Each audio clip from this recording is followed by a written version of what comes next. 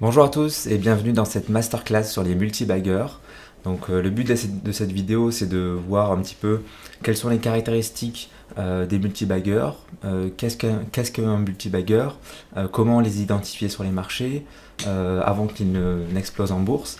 Et voilà, on va essayer de comprendre un petit peu ce qui fait la performance au niveau microéconomique, au niveau des entreprises, et comment identifier les entreprises les plus performantes à l'avenir. Sachant que bien sûr, personne n'est capable de prévoir le futur, mais on peut voir qu'il y a certaines caractéristiques qui permettent de mieux identifier un multibagger.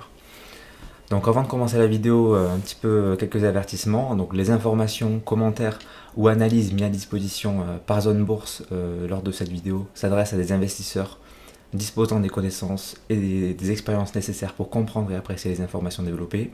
Par ailleurs, tous les conseils, les recommandations au cours de cette vidéo ne constituent pas un conseil en investissement.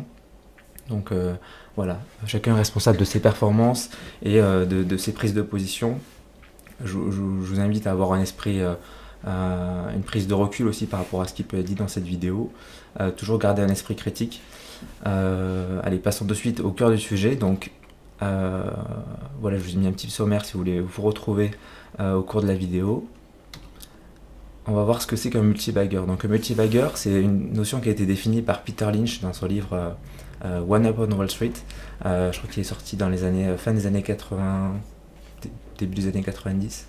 Et justement, un multibagger, c'est une action qui a vu son cours se multiplier par 2, par 5, par 10, voire par 100, et même plus, au cours de sa vie en bourse, en fait, depuis son introduction en bourse. Donc, je me suis appuyé pour cette vidéo sur 4 livres. J'aime beaucoup le livre 100 Baggers de Christopher Meyer.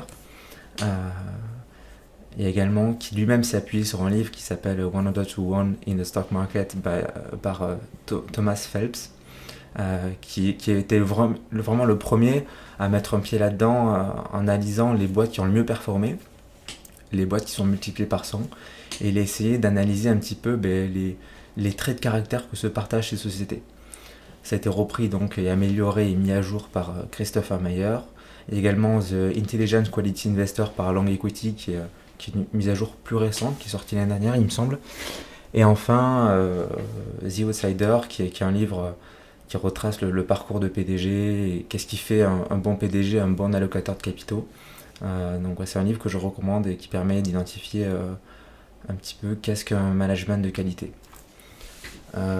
J'ai pu également écrire 2 articles sur le sujet. Donc il y a Multibagger, la stratégie des gagnants, qui a été écrit le 22 mars 2022. Donc je vous ai mis le lien juste en dessous là. J'essaierai de le mettre aussi en description de vidéo. Et également le prix s'oublie et la qualité reste, qui a été publié le 15 septembre 2023, qui est un petit peu la mise à jour du premier article sur les multibaggers. Également vous avez le lien juste ici. Donc ces analyses sont disponibles sur Zone Bourse gratuitement.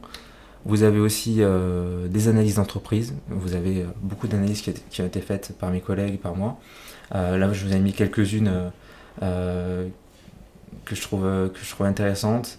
J'aime beaucoup Constellation Software, Texas Pacific Land, Dino Polska qui ont eu des parcours assez remarquables, une croissance vraiment linéaire de leur cours de bourse en fait ces dernières années. Donc c'est assez, je trouve intéressant d'étudier ces sociétés pour comprendre qu'est-ce qui a fait qu'elles ont été multipliées par 5, par 10, par 100 en bourse ces dernières années. Donc voilà, je vous ai mis quelques exemples de multibaggers américains sur les 30 dernières années. Donc on peut voir donc Amazon, Monster Beverage, Apple, NVR, Nvidia, Pool Corporation, Altria, Netflix, Axon Entreprise. Donc vous avez de belles sociétés. Et vous pouvez voir que vous en avez dans toutes sortes de secteurs. Ça peut être toutes sortes de capitalisation boursière. Voilà, sur les 30 dernières années, par exemple, Amazon a fait une performance, elle s'est multipliée par presque 200 fois. Donc c'est assez énorme, c'est-à-dire une performance annualisée sur les 30 dernières années en moyenne de 33%. Donc c'est assez énorme, mais on peut voir que ça prend du temps. Ça prend du temps d'investir et de trouver ces multibaggers, et le temps qu'une action se multiplie par 100, vous doutez bien que ça prend du temps. Pour multiplier sa mise de départ par 100, une action doit avoir une performance annualisée à peu près de 20% par an pendant 25 ans, ou 30% par an pendant 18 ans, ou encore 40% par an pendant 14 ans. Donc voilà, c'est un rendement qui est bien au-dessus de ce que propose aujourd'hui le marché sur l'indice S&P 500, puisque la moyenne sur le dernier siècle est environ de entre 9 et 10%, sachant qu'on ne prend pas en compte l'inflation dans cette performance-là.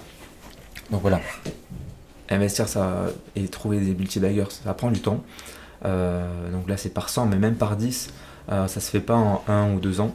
Donc déjà, on se place dans une optique plutôt long terme. On investit dans les sociétés à long terme. C'est déjà le premier message que j'ai envie de vous transmettre dans cette vidéo. Il y a une étude également qui date de 2015, qui a été publiée dans le livre 100 Baggers de Christopher Mayer. Donc ça, ces chiffres ne sont pas de moi, hein, c'est de Christopher Mayer. Donc une étude datant de 2015 qui réalisée sur les actions américaines dont le cours a été multiplié par 100 entre 1962 et 2014, qui a révélé que la plupart de ces performances mettent en moyenne entre 25 et 30 ans pour se réaliser. Parmi les 365 valeurs qui ont été étudiées, il y en a 50% des 100 baggers, des actions qui ont été multipliées par 100, qui mettent entre 16 et 30 ans pour le devenir.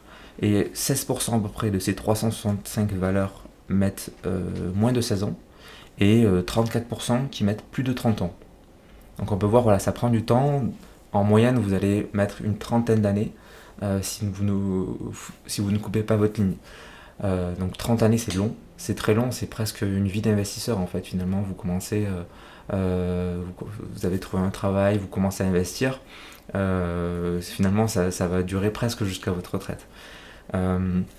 Voilà, donc, le deuxième message, c'est que ça prend du temps d'investir en bourse et de trouver ces 100 baggers, ou c'est même ces 10 baggers, ces 50 baggers.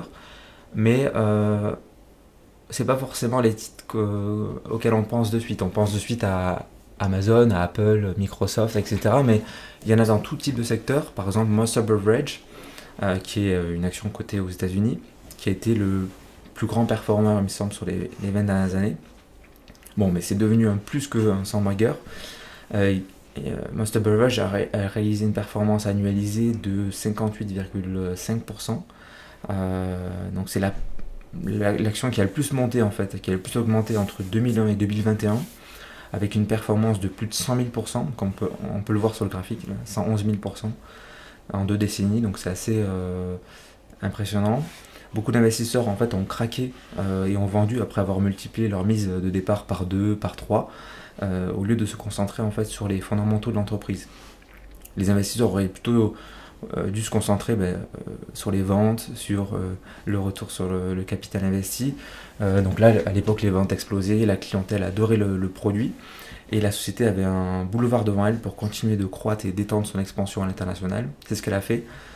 Donc tant que la société évolue dans le bon sens au niveau fondamental, il n'y a pas vraiment de raison de la vendre, même si le cours baisse ou monte fortement entre-temps. Voilà, donc l'idée c'est de dire, faut pas se mettre trop de barrières par rapport au niveau des secteurs. Il y a des multibaggers dans tout type de secteur. Trouver des multibaggers et les détenir sur le long terme pour pouvoir réaliser une très belle performance, ça prend du temps, ça prend des dizaines d'années. Voilà, c'est un petit peu les deux premiers messages que j'ai envie de vous transmettre. Enfin, 30 ans, voilà, c'est long. En tant qu'investisseur de long terme, vous allez être confronté à toutes sortes de phases de marché. On peut le voir rien que sur les 3 dernières années, on a eu la pandémie de Covid-19, on a eu la guerre en Ukraine, on a eu l'inflation, on a eu la montée des taux, le crash sur le marché obligataire, les peurs de récession. Il y a beaucoup d'événements macroéconomiques qui peuvent faire peur, qui peuvent faire que le marché baisse à court moyen terme. Donc c'est pas facile de tenir une position sur plusieurs dizaines d'années. Donc il va falloir être prêt à vivre en fait avec ces marchés baissiers, avec des news parfois alarmistes, et également vivre avec ses propres émotions de doute, d'euphorie, et de prendre du recul sur sa propre psychologie. Une méthode possible, c'est d'adopter le Coffee Can Portfolio. Alors je ne sais pas si vous en avez déjà entendu parler, c'est le fait de conserver des titres contre vent et marée afin qu'ils puissent se multibaguer finalement, se multiplier. L'idée du Coffee Can Portfolio, ça vient du gestionnaire de fonds Robert Kirby, qui travaillait à l'époque chez Capital Group. Robert Kirby expliquait dans le Journal of Portfolio Management en 1984 que cette idée lui est venue du Far West, en fait, où les gens mettaient leurs biens à l'abri des regards dans des boîtes à café qu'ils gardaient sous leur matelas. Donc dans les années 50, Robert Kirby avait une cliente avec qui il travaillait depuis 10 ans et dont le mari est décédé subitement. Et en fait, cette dame, elle a hérité de son portefeuille d'actions qu'elle a confié à Kirby. Et en regardant son portefeuille, Kirby a remarqué, a été étonné de voir que le mari, déjà, il avait suivi ses recommandations d'achat de Kirby à l'époque, mais il avait ajouté sa petite touche personnelle, c'est-à-dire que il ne suivait que les recommandations à l'achat, mais jamais les recommandations à la vente. Il a simplement investi 5000 dollars sur chaque recommandation à l'achat avant de jeter son portefeuille aux oubliettes en fait. Et le résultat, c'est qu'après 10 ans de détention, il y a une chose merveilleuse qui s'est produite. Alors certes, il y avait des actions qui sont passées de 5000 dollars, il y avait 5000 dollars sur une pause, elle est tombée à 2000 dollars, mais certaines actions sont montées, valaient plus de 100 000 dollars. Et il y en a même une qui a performé et qui a atteint 800 000 dollars. Donc passer de 5 000 dollars à 800 000 dollars. Et ça, c'était possible que parce qu'il n'a jamais vendu.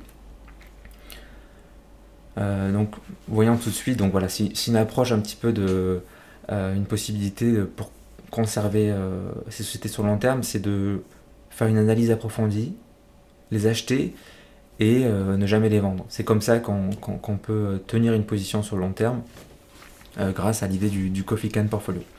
Donc voyons tout de suite le cœur du sujet, c'est-à-dire comment identifier des multibaggers. Donc on va voir les caractéristiques que se partagent ces multibaggers à travers notamment le framework, donc un cadre de travail SQGLP. Donc c'est ce framework SQGLP, ça a été développé par Chris Meyer pour l'évaluation des entreprises. Donc il n'y a bien sûr pas de formule magique en bourse, mais s'il devait y en avoir une, elle ressemblerait sûrement à ça. Donc S, c'est pour size, c'est pour la taille des sociétés. Q, c'est pour la qualité. Ensuite, il y a la croissance avec G, growth. L, c'est la longévité de la qualité et de la croissance. Et P, le prix que vous payez, donc est-ce que vous l'achetez à un bon prix ou pas. C'est ce framework que nous allons développer en fait au cours de cette vidéo. Donc commençons par le facteur taille. Tout simplement, les sociétés de petite taille ont historiquement mieux performé que les grandes entreprises. C'est tout simplement plus facile de multiplier son chiffre d'affaires par 2 quand celui-ci pèse 100 millions d'euros que lorsqu'il fait 600 milliards de dollars comme Walmart par exemple. Donc vous doutez bien, c'est plus facile de multiplier par 2 ou par 3 son chiffre d'affaires quand celui-ci pèse que quelques millions, quelques centaines de millions plutôt que quelques milliards. En bourse d'ailleurs, les small caps ont historiquement mieux performé que les grandes entreprises, donc ça marche un petit peu moins ces dernières années, notamment depuis 2018. À part il y a eu 2020, il y a une belle année, mais voilà 2021, 2022, 2018, voilà c'était des moins bonnes années, ce qui fait que sur les 5 dernières années, les grandes entreprises ont surperformé les petites entreprises. Mais c'est une parenthèse dans l'histoire boursière, puisque si on regarde sur le dernier siècle, on est plutôt à 1,6% de performance supplémentaire pour les small caps par rapport aux large caps. Donc c'est assez énorme en fait, 1,6% par an sur un siècle, ça fait une performance bien supérieure à la fin. D'ailleurs sur les 25 dernières années, elles ont surpassé leurs rivales de grande taille. Si on regarde l'indice MSCI World Small Cap, il a affiché un rendement excédentaire annualisé de plus 2,70% par rapport à l'indice MSCI World. Donc c'est pareil, c'est impressionnant et il faut le prendre en compte lorsqu'on cherche un multibagger. Donc le graphique que vous voyez à l'image montre la fréquence à laquelle les actions à petite capitalisation, représentées par l'indice MSCI World Small Cap ou l'indice MSCI Emerging Market Small Cap, ont surperformé les actions à grande capitalisation, représentées par l'indice MSCI World ou MSCI Emerging Market, entre 1975 et 2023. On peut voir que sur pratiquement en fait, sur toutes les périodes de temps, en moyenne, euh, les small caps battent les large caps. Donc ça, c'était le premier facteur à retenir, donc la taille des sociétés. On doit privilégier des sociétés à faible capitalisation boursière, c'est-à-dire des small caps, on va dire c'est entre 300 millions de dollars de capitalisation boursière jusqu'à, on va dire, 2 milliards. Ça, c'est des small caps. Ensuite, vous avez les mid caps entre 2 et 10 milliards. Voilà, c'est plutôt cette aide qui est à privilégier plutôt que des large caps qui font plus de 100 milliards de capitalisation boursière. Après, on peut avoir on a eu des exceptions, bien sûr, Apple qui passe de 100 milliards à 3000 milliards aujourd'hui. Donc vous pouvez encore vous multiplier, mais c'est plus rare. Ensuite, on va regarder la faible couverture par les analystes, tout simplement parce qu'une action qui est moins suivie, le titre a plus de chances de suivre une logique plus inefficiente, puisqu'il peut avoir, en fait, vu qu'elle est moins suivie, il y a peut-être moins d'acheteurs qui suivent de potentiels acheteurs qui suivent la société ou qui sont au courant de ce que fait la société, de s'il y a une possible décote.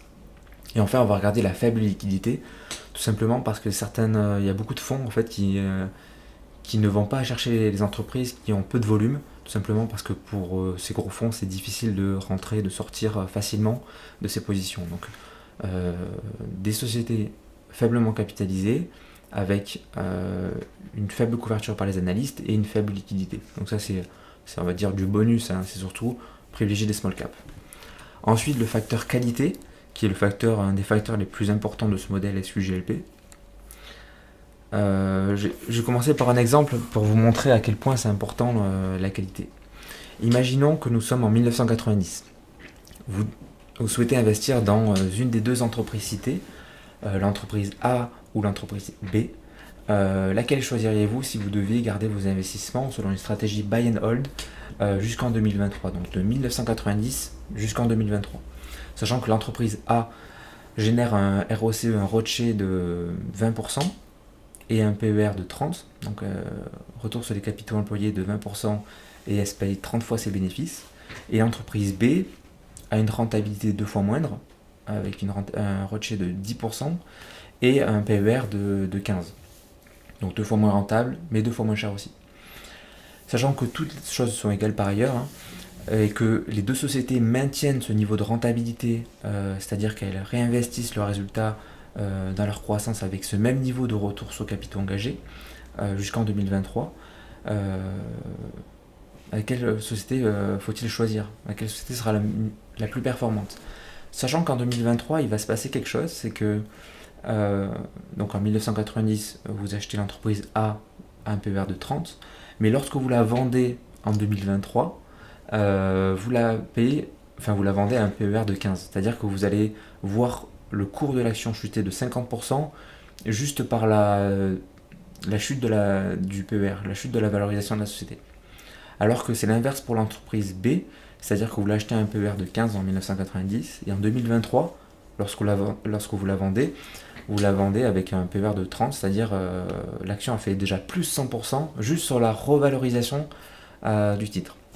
Donc, en prenant en compte toutes ces remarques, dans quelle entreprise souhaitez-vous investir à l'aube de l'année 90 pour les 33 prochaines années? Je vous laisse un petit peu quelques secondes pour réfléchir. Eh bien, ce qu'on remarque, c'est que même avec un très mauvais timing sur l'entreprise A, puisque vous la payez relativement cher, en tout cas de manière absolue, votre gain final est plus de 4 fois supérieur à l'entreprise B. Et même si vous étiez sorti avec un très bon timing sur l'entreprise B. Donc on peut voir que la qualité des fondamentaux via la rentabilité sur les capitaux engagés, sur le long terme, si la société maintient ce niveau de rentabilité, c'est beaucoup plus important que de la payer pas cher ou encore le timing qu'on peut avoir sur la société.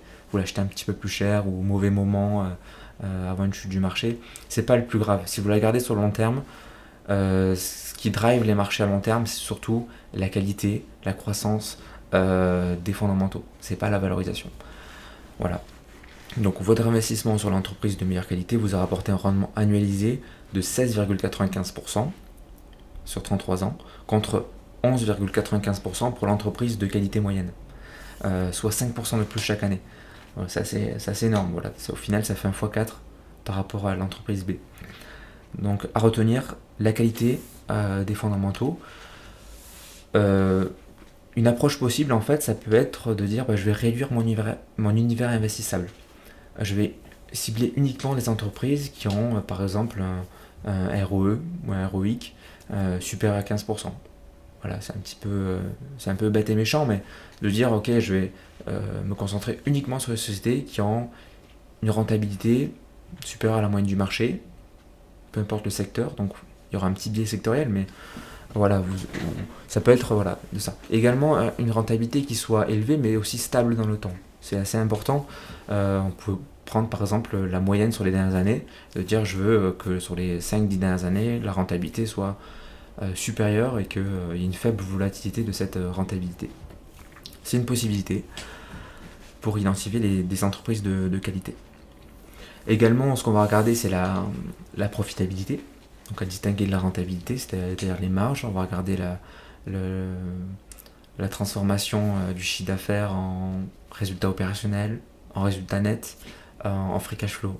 Donc on va regarder des sociétés qui sont profitables, plus profitables que leurs pairs, plus profitables que le secteur, plus profitables que le marché, et avec aussi une meilleure stabilité, une progression aussi de cette marge. Donc on va regarder les différents ratios, différentes marges, et voilà, vous avez l'exemple avec Philip Morris, qui est une entreprise très stable, avec des bénéfices prévisibles, puisqu'il y a une bonne visibilité grâce à cette profitabilité qui est régulière, et une croissance qui est assez stable. Et également, on va regarder la dette, si l'entreprise est endettée ou non. Donc il y a plusieurs ratios classiques. On va regarder par exemple le levier financier, on peut regarder dette nette par rapport à l'EBITDA, on peut regarder aussi les dettes nettes par rapport aux capitaux propres. On peut regarder voilà, ce genre de ratio pour voir si la société est endettée, et pareil, en prenant en compte le secteur dans lequel elle est, parce que on ne peut pas être endetté de la même manière d'un secteur à l'autre. Donc voilà. Ensuite, on passe finalement à la conclusion, c'est que le MSCI World Quality, qui est un indice qui prend en compte uniquement la société de qualité, donc c'est la courbe en bleu, surperforme largement le MSCI World, c'est-à-dire toutes les entreprises dans les pays développés. Donc le bêta d'ailleurs est plus faible, et l'indice des actions de qualité a une volatilité plus faible pour un meilleur rendement. Donc c'est-à-dire qu'on a une meilleure performance pour un risque qui est plus faible.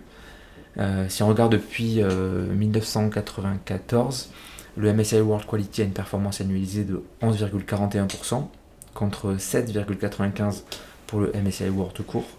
Donc c'est assez énorme comme différence. Sur le long terme, ça fait, vous pouvez voir, ça fait une belle surperformance avec un bêta qui est plus faible et un Sharpe ratio qui est supérieur. Donc on met un petit peu tous les atouts de son côté lorsqu'on investit dans des sociétés de qualité. Donc la qualité surperforme à long terme. On va regarder également, donc là on a vu la qualité des fondamentaux de l'entreprise, on peut regarder aussi la qualité du management. Ça veut dire quoi la qualité du management? C'est plus difficile à repérer. Ça peut être... En fait on va regarder comment l'équipe dirigeante va allouer ses capitaux. Notamment, on va regarder ça, et pour regarder ça, on peut regarder donc les ratios qu'on a vus précédemment.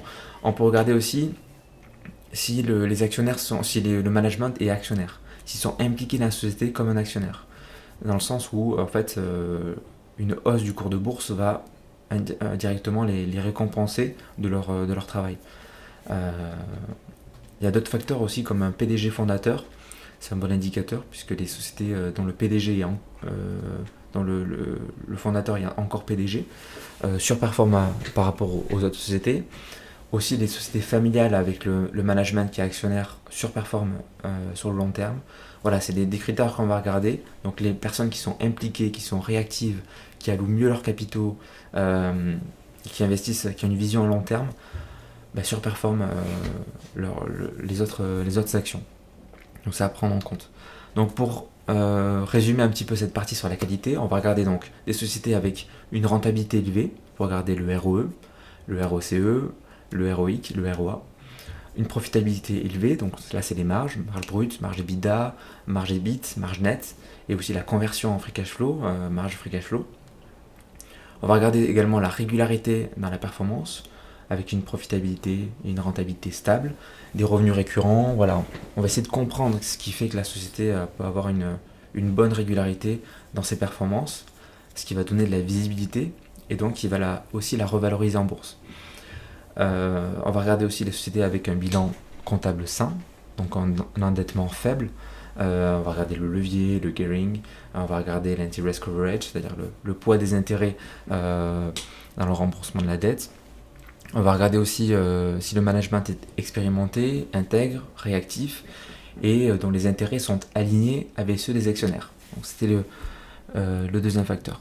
Ensuite, on va passer sur la croissance, qui est également un facteur important, et je dirais même plus, c'est le facteur le plus important sur le très long terme.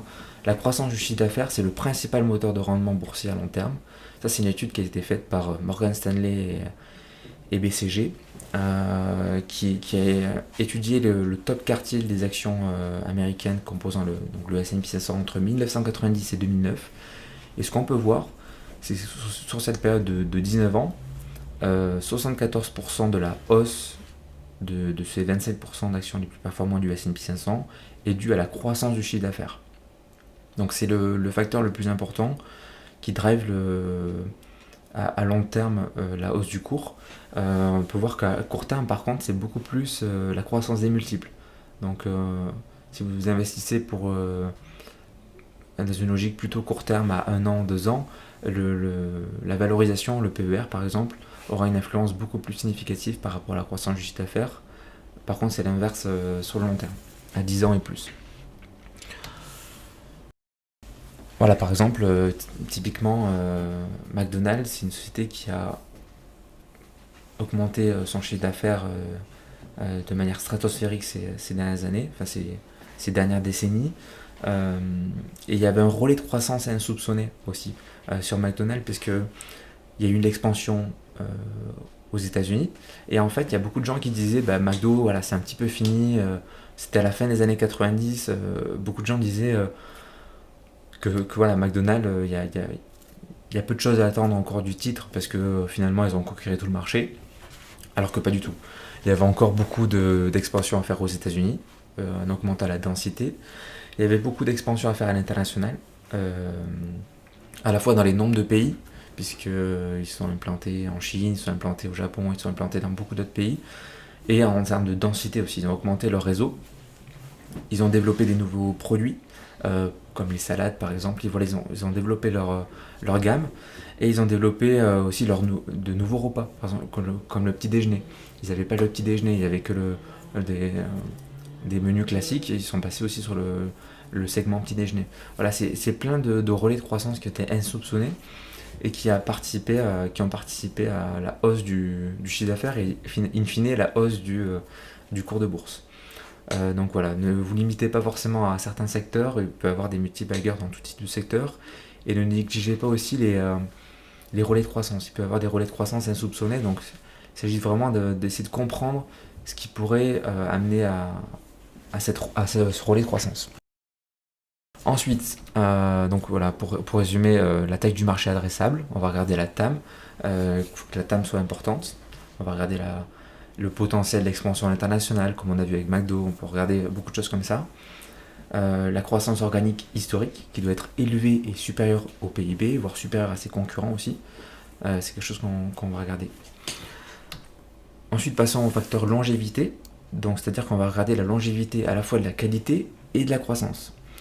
Et pour ça, qu'est-ce qui fait la longévité de la qualité de la croissance? C'est en grande partie le moat. Donc le moat, c'est l'avantage concurrentiel durable de la société par rapport à son secteur, par rapport à ses pairs, par rapport au marché. Donc c'est un mot qui a été inventé, c'est un mot ça veut dire do en anglais, hein, et ça a été développé dans le milieu de l'investissement par Warren Buffett notamment. Et ça désigne le fait qu'une entreprise creuse un fossé quasiment infranchissable pour la concurrence. Il représente en d'autres termes la capacité d'une entreprise à prospérer dans le temps, dans un environnement très concurrentiel, grâce à un élément différenciant qui lui confère un avantage sur ses compétiteurs. Là, j'ai mis la métaphore du château, c'est-à-dire que c'est comme, imaginez un château, en fait, c'est l'entreprise, avec des douves tout autour, donc ça représente l'avantage compétitif durable. Et plus les douves sont larges et profondes, et plus le château est protégé par les envahisseurs, qui sont les concurrents. Donc un moat peut prendre différentes formes. Ça peut être un savoir-faire inégalé, un service exclusif ou un produit de qualité supérieure. Je pense notamment à Hermès. Voilà, si je devais citer quelqu'un, un acteur Hermès, typiquement, ils ont un savoir-faire inégalé. L'histoire, voilà, il y a beaucoup de choses derrière. Une barrière à l'entrée en termes de coûts, en recherche et développement ou de dépenses d'infrastructures. Je pense notamment à ASML par exemple dans les semi-conducteurs, leader européen qui a 90%, plus de 90% de part de marché sur les EUV. Voilà, ils ont un moat à leur manière. Ensuite, une barrière à la sortie, donc c'est des coûts de substitution pour passer à un produit concurrent. Donc je pense à Microsoft par exemple, où en fait les logiciels Microsoft, tous les outils Word, Excel, etc. sont dans la plupart des entreprises du monde. Et donc vous imaginez bien que pour passer sur un outil concurrent, en fait ça demande beaucoup de...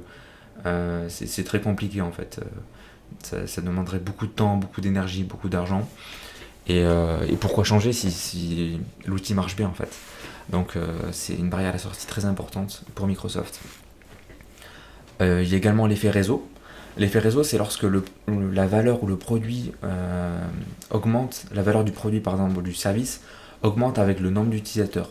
C'est le cas avec les réseaux sociaux. Donc Meta Platform qui détient Facebook, qui détient Instagram, WhatsApp entre autres, Messenger. En fait on y est parce que nos amis y sont. Et donc ça fait cet effet réseau parce qu'on a envie d'être là où nos amis sont. Donc on est tous au même endroit. Donc c'est aussi un effet réseau important pour Meta Platform. Ça peut être aussi une économie d'échelle, ce qu'on appelle l'efficience opérationnelle. C'est-à-dire que les produits, c'est une entreprise qui produit des biens à moindre coût, en misant sur le volume de ses ventes. Ça peut être aussi un positionnement dominant, voire monopolistique sur un marché. Voilà, je pense à Google, typiquement, qui a plus de 90% de part de marché dans les pays développés. Donc c'est presque monopolistique comme positionnement. Et encore, on peut noter les actifs intangibles. Donc c'est-à-dire une marque forte, des licences, des brevets. Ça peut être on trouve beaucoup dans l'industrie pharmaceutique. Des marques fortes aussi, on en trouve beaucoup dans les biens de consommation de base comme Coca-Cola typiquement. Voilà, l'objectif c'est avoir un ou plusieurs avantages compétitifs durables. Ça permet de maintenir en fait une rentabilité des capitaux engagés élevée sur une longue période, grâce à une capacité de négociation auprès des fournisseurs, auprès des clients, et une indépendance vis-à-vis du marché, des prix et de la concurrence. En fait, on a un certain pricing power. On peut fixer un petit peu son prix, et donc ça permet de maintenir une rentabilité assez élevée. Et donc, finalement, de créer plus de valeur pour les actionnaires. Donc on va regarder dans cette longévité, notamment ces avantages compétitifs durables. Je vous ai mis la performance du VanEck Vector Morningstar Wild Mode, qui est un ETF, donc c'est la courbe en bleu, qui privilégie uniquement les sociétés qui ont des avantages compétitifs durables assez larges. On retrouvera MSCI, on retrouve Coca-Cola, McDonald's, LVMH, etc. Il y a beaucoup de sociétés dans cet ETF. Cet ETF surperforme le S&P 500 et de manière régulière, comme vous pouvez le voir. Donc les sociétés qui ont un avantage compétitif durable, finalement, surperforment à long terme. Je vous ai mis quelques exemples de sociétés qui ont un ou plusieurs avantages compétitifs durables. Voilà, par exemple, Alphabet qu'on a cité, Apple, Philip Morris, S&P Global, BlackRock, leader dans les ETF. On a Thermo Fisher Scientific, Moody's, Adyen, Salesforce, TSMC, Adobe. Voilà, il y a beaucoup de sociétés, Ferrari, Equifax, donc c'est des sociétés assez connues, Netflix, Danaher, donc de très belles sociétés. Souvent c'est des large caps que je vous ai mis là, mais qui ont des fossés assez profonds. Voilà, on va chercher donc ces sociétés qui ont un pricing power. Le pricing power se définit comme la capacité d'une entreprise à augmenter ses bénéfices sans que cela n'affecte la demande pour ses produits ou ses services. Donc les entreprises avec du pricing power savent ainsi moduler leur politique tarifaire et vendre plus cher sans que leur volume de vente n'en pâtisse, voire sans que leurs clients ne s'en rendent forcément compte. Donc ce pouvoir de fixation des prix est intrinsèquement lié en fait à l'élasticité prix par rapport à la demande. Donc si l'entreprise n'a pas de pricing power, une politique d'augmentation de ses prix induirait en fait une diminution de la demande pour ses produits. Et au contraire, une entreprise avec du pricing power, comme Hermès, comme Chanel, que j'ai mis en exemple, peut imposer son prix aux clients car elle sait que la demande restera forte. Donc une entreprise qui souhaite avoir cette capacité doit apporter à son marché une proposition de valeur qui soit singulière, qui soit le fruit de l'analyse croisée de son champ concurrentiel et son portefeuille de ressources, qui soit de ses ressources financières, humaines, techniques, juridiques, etc. Donc nous avons ici l'évolution du prix du sac phare de chez Chanel, le Jumbo classique, qui est passé de 250 $ en 1955 à plus de 10 000 $ aujourd'hui. Donc cela témoigne d'une capacité à imposer son prix et à augmenter aussi ses marges en passant. Également, je vous ai mis l'exemple de Synopsys qui évolue en duopole avec une autre société qui s'appelle Cadence Design System. Je ne sais pas si vous connaissez. Donc Warren Buffett a d'ailleurs dit un jour que le pricing power est plus important qu'un bon management.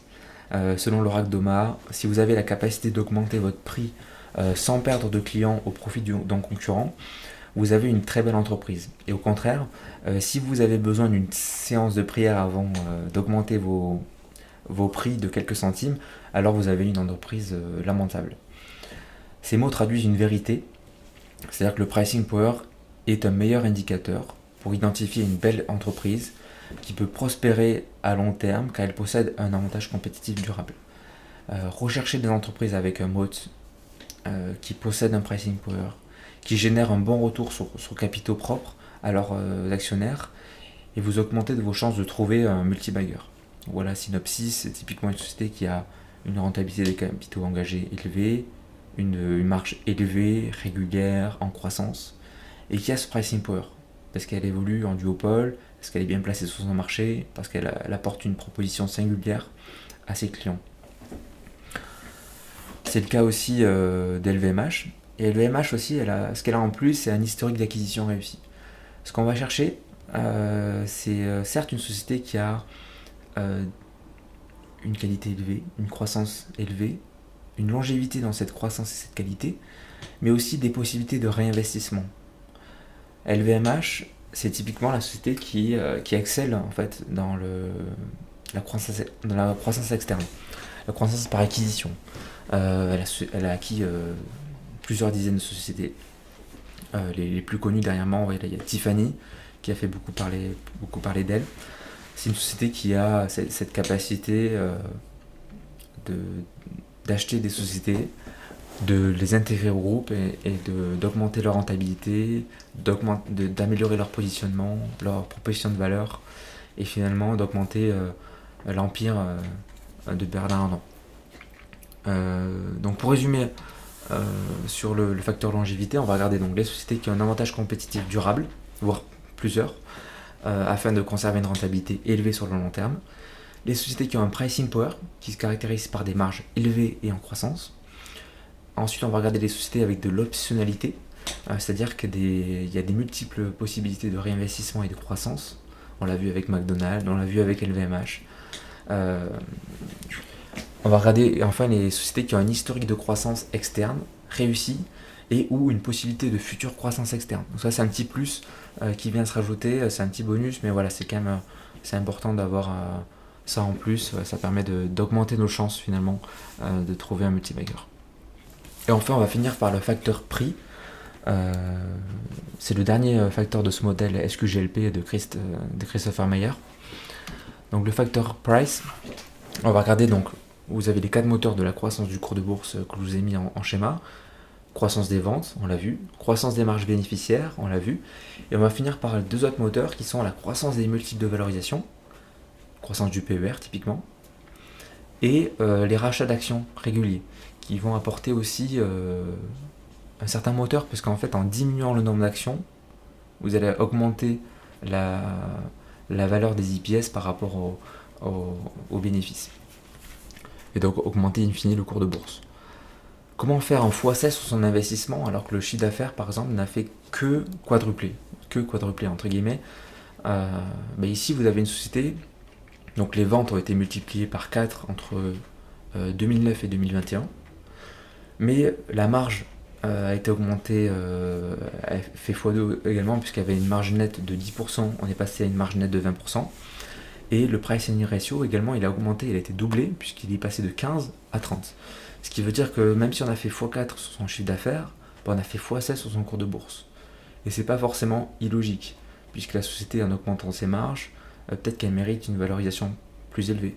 Peut-être qu'avec un historique aussi long de croissance réussie, elle mérite peut-être une valorisation plus élevée. Donc c'est aussi à en prendre en compte lorsqu'on cherche un multibagger. Il s'agit de combiner donc la croissance, on l'a vu, la qualité, et si possible une valorisation acceptable, une valorisation le plus faible possible par rapport à cette qualité et cette croissance. Et ce qu'on peut voir, c'est que le S&P 500 GARP, donc Growth at a Reasonable Price, surperforme finalement tous les autres indices. Donc ça surperforme bien évidemment le S&P 500, mais aussi le S&P 500 Growth, le S&P 500 Value, et c'est à peu près à égalité avec le S&P 500 Quality. Donc voilà, si on choisit des entreprises de qualité, de croissance et à prix raisonnable, on a toutes les chances de surperformer à long terme le marché. Également, je voulais insister sur les rachats d'actions, puisque les rachats d'actions, ça vient mettre un petit coup de boost sur les IPS et donc sur le cours de bourse. Donc si elle opte pour cette dernière option, les rachats d'actions diminuent le nombre d'actions en circulation et augmentent ainsi mécaniquement le BNA, le bénéfice net par action, et donc le cours de bourse. Une politique de rachat d'actions régulier de ses propres actions, comme le font par exemple Apple ou Berkshire Hathaway, depuis de nombreuses années, est donc une caractéristique intéressante à rechercher. Puisque si la société rachète 50% de ses actions, comme on peut voir sur le graphique, le tableau, vous faites un x2 juste sur le titre sans que les marges n'aient augmenté, sans que la valorisation n'ait bougé. Donc c'est assez intéressant aussi comme moteur de croissance. D'ailleurs, on peut voir que le S&P 500 Buyback Index surperforme le S&P 500 tout court. Donc les sociétés qui rachètent leurs propres actions, il y a un ETF, il y a un indice pour ça, surperforme le S&P 500. Donc on va regarder, pour récapituler, le facteur prix, un prix de marché qui soit inférieur à la valeur intrinsèque, en relatif, c'est-à-dire qu'on va avoir une certaine marge de sécurité par rapport au titre. Des ratios de valorisation le plus faible possible, en absolu, et pouvant augmenter dans le temps, c'est-à-dire on va identifier des sociétés qui ne se payent pas cher, mais qui ont cette capacité de se payer plus cher à l'avenir, en augmentant, peut-être on anticipe une augmentation des marges à l'avenir, ou une amélioration de la croissance. Et enfin, on va regarder l'historique de rachat d'actions, ou des possibilités de rachat d'actions, parce que l'entreprise a de la trésorerie qu'elle pourrait allouer à des rachats d'actions. C'est ces différentes caractéristiques qu'on va regarder. Donc pour conclure cette vidéo, je vais vous parler de trois choses, notamment du biais de survivant, du facteur chance.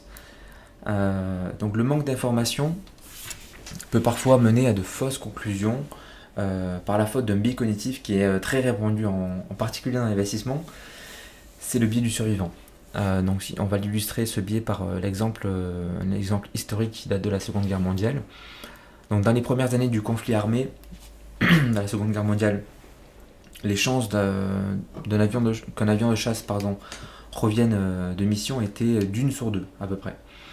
À ce rythme, la flotte aérienne allait vite s'épuiser et il fallait faire quelque chose. Donc il était impossible cependant de renforcer les avions sur toute la surface à cause du poids. Ils devaient rester légers pour être pleinement opérationnels dans les missions de combat. Donc les ingénieurs ont alors renforcé uniquement les zones qui étaient criblées de balles, comme vous pouvez le voir sur le schéma. Et donc on regarde tous les avions qui revenaient à la base, et on mettait des renforts là où il y avait des trous, dans les ailes notamment. Et en fait, le statisticien Abraham Waltz a à son tour étudié les dommages causés aux aéronefs revenus de mission, mais face à ces observations, il n'a pas du tout eu la même conclusion sur ce qui devait être fait. Il a en effet recommandé de renforcer les endroits où les avions revenus de mission étaient impactés, en considérant que ces endroits étaient vitaux pour la survie des avions, sinon ils ne seraient pas rentrés. Et il avait bien raison finalement. Donc là c'est typiquement un exemple du biais de surveillance, c'est-à-dire qu'en fait au lieu de renforcer, on voit que ce qu'on voit, et finalement pas ce qu'on ne voit pas. Et on ne prend pas en compte ça.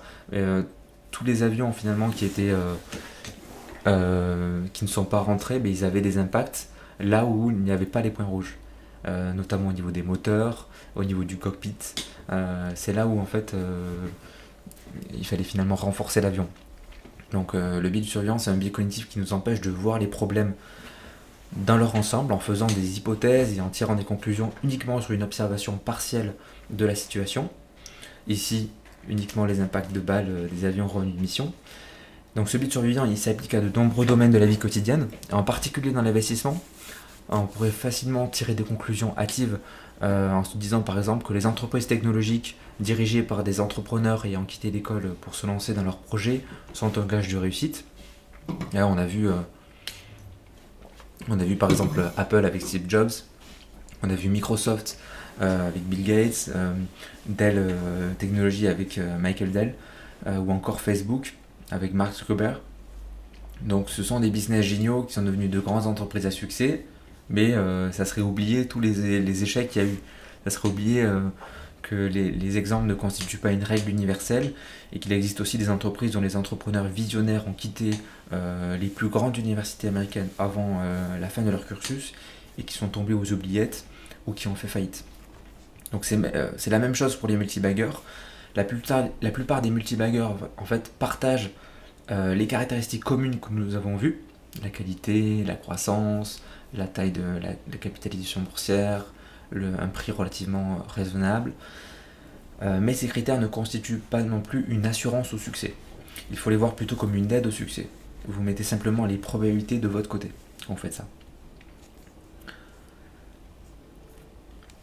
Donc voilà, c'est tout simplement pour vous dire que un coup de chance ne fait pas un chanceux, pas plus qu'un coup de soleil ne fait un bronzé. C'est une phrase de Gilbert Trigano qui me fait rire et qui m'a marqué aussi, puisque l'idée ici n'est pas d'avoir de la chance dans nos investissements, car par définition c'est imprévisible, mais plutôt d'aider la chance à se réaliser grâce à une préparation en amont, en respectant une méthodologie, en respectant des critères stricts, en tenant une attitude sur la durée. Donc vous allez voir qu'en augmentant drastiquement notre méthodologie, tout ce qu'on a vu sur la sélection des critères, la sélection des multibaggeurs, vous allez augmenter vos chances de réussir.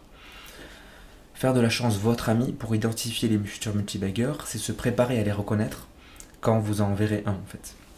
Marcel Proust disait: l'audace réussit à ceux qui savent profiter des occasions, et quand une occasion se présente à vous, il faut tout simplement la saisir.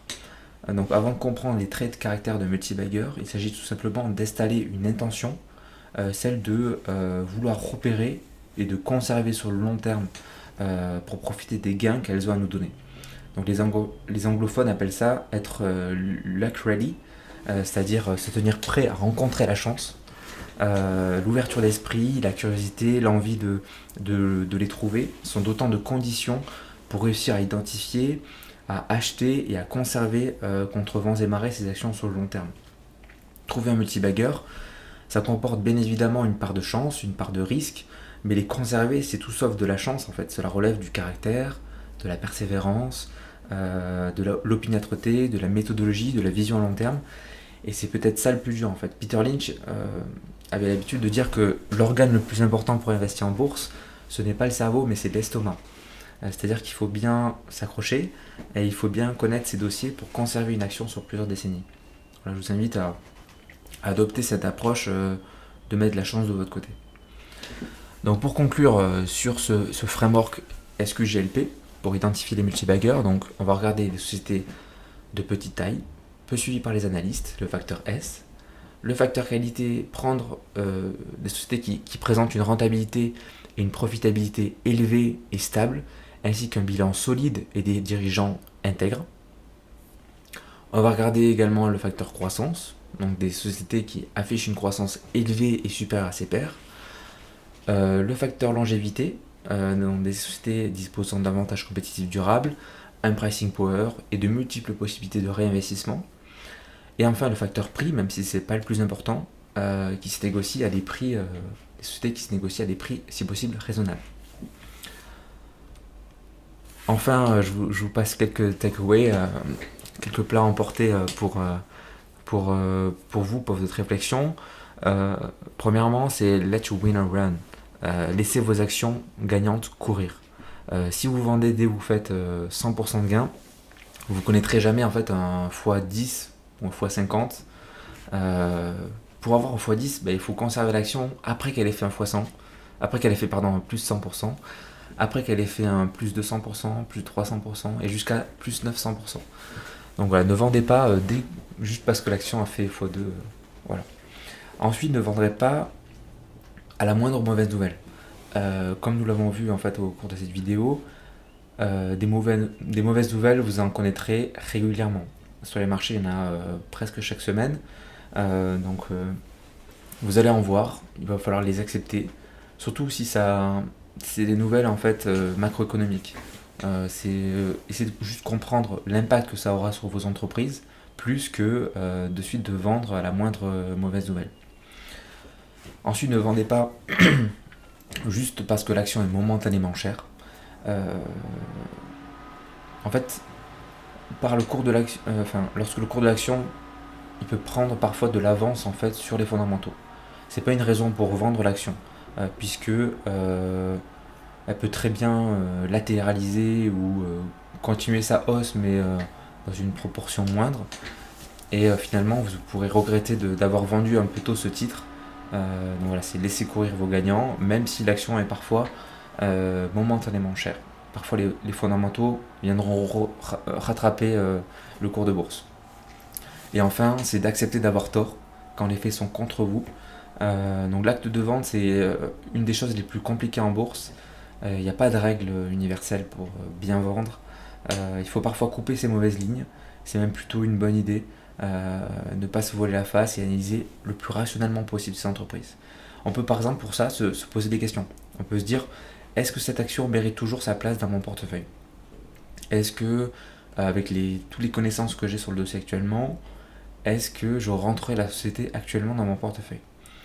Si la réponse est non, il faut peut-être songer à couper la société. En tout cas, réfléchir à sa propre possible sortie. Voilà, donc c'était un petit peu mes conseils sur comment trouver des multibaggers, comment les détecter, quelles sont leurs caractéristiques, et aussi vous avez vu toute la psychologie à avoir, l'intention face à cette recherche de multibaggers, en poser une intention, faire de la chance votre ami, investir sur le long terme, et voilà, tout ça, ça prend du temps, c'est un long chemin pour un investisseur, c'est un chemin d'une vie, mais c'est pas impossible. Et voilà, je vous souhaite beaucoup de réussite pour trouver ces multibaggers. On peut rester en contact, donc moi je suis Tommy Douzièche, Equity Analyst et Portfolio Manager chez Zone Bourse. Vous pouvez me retrouver sur les différents réseaux sociaux, sur Zone Bourse. Vous trouvez notre travail directement sur le site internet Zone Bourse. J'espère que cette vidéo vous a plu. Si vous en voulez d'autres, n'hésitez pas à me le dire en commentaire. Et au plaisir de vous revoir prochainement sur Zone Bourse.